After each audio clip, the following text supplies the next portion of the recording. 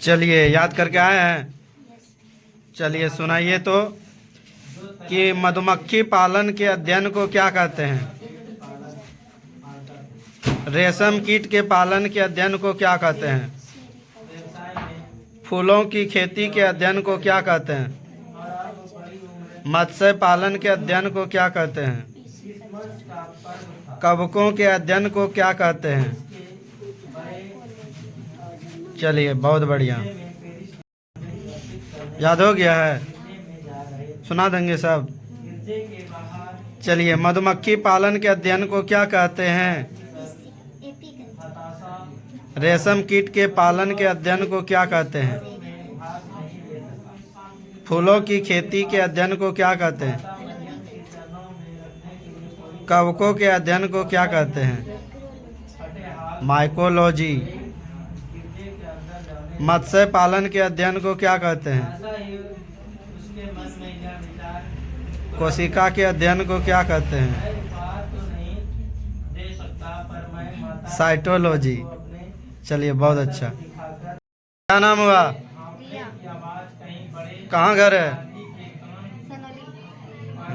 Park घूमने गए थे? पढ़ते हैं? याद करके आए हैं? चलिए सुनाइए तो, बगैर देरी की शुरुआत करते हैं। सफ़ेद सोना किसे कहते हैं?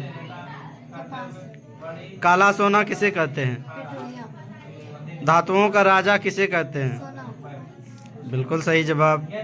बीए का फुल फॉर्म क्या होता है? बीएससी का फुल फॉर्म क्या होता है? Bachelor of science. अच्छा से बोलो ना, कॉन्फिडेंस होके। आईपीएस का फुल फॉर्म? आईपीएस। आईपीएस। हाँ। आईएएस। हाँ हाँ।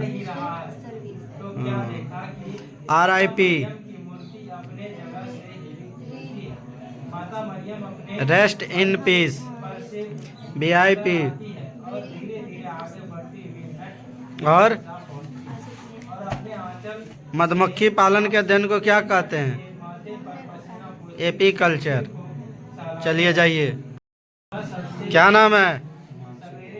याद करके आया है? हाँ चलिए बहुत अच्छा। मधुमक्खी पालन के अध्ययन को क्या कहते हैं? एपीकल्चर। रेशम कीट के अध्ययन को क्या कहते हैं? फूलों की खेती के अध्ययन को क्या कहते हैं?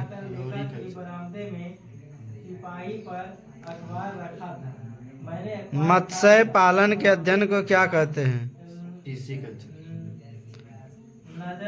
कवकों के अध्ययन को क्या कहते हैं? और फूलों की खेती के अध्ययन को क्या कहते हैं?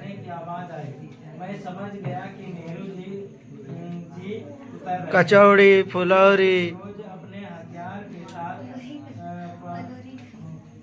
इसको याद नहीं है?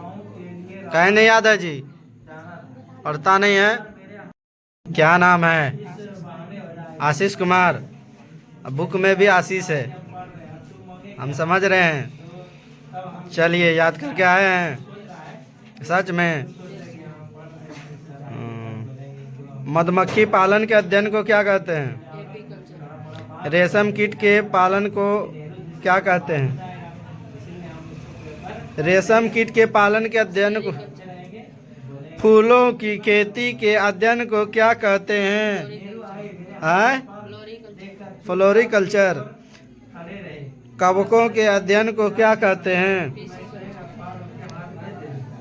मत्स्य पालन के अध्ययन को क्या कहते हैं?